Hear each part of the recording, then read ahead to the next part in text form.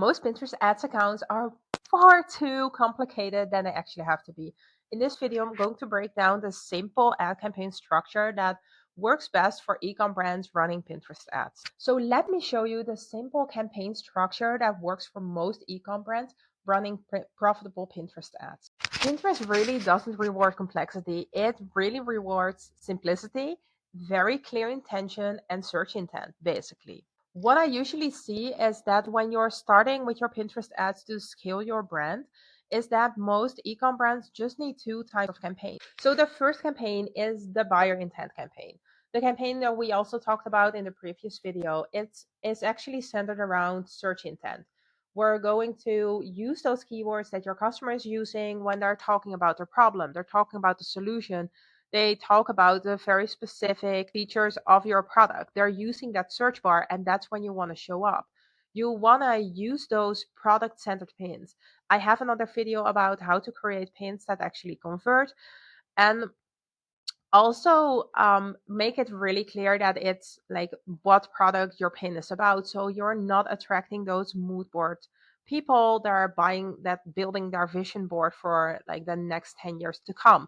And then the last thing is leading it directly to your product page. We're going to learn Pinterest who your customer is, and that's the whole intent of this campaign.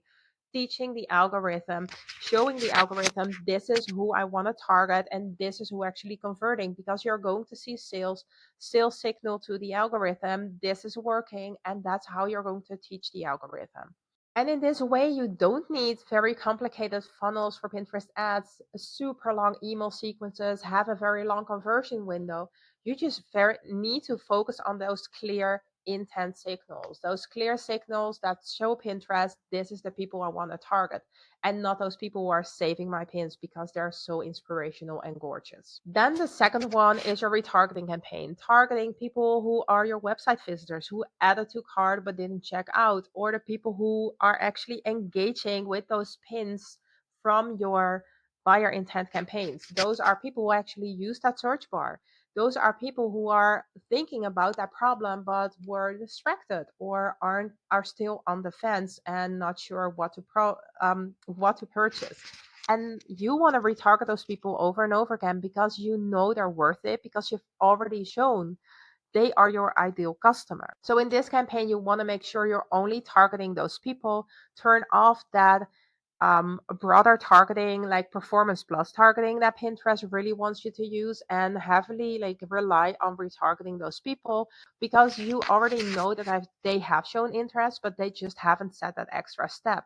And in this way, it allows you to catch those people who weren't ready to do the purchase the first time or weren't able to do the purchase first time, but you're going to stay top of mind. So once your structure is up and running and you know you're targeting the right traffic, what we talked about in the first video, you know that you have set up your retargeting campaign and you have this whole circle running and make the most of your Pinterest ads, we're going to dive a little bit deeper into ad creatives so you know what creatives to create for your buyer intent campaign, but also for your retargeting campaign. So I'll see you in the next video.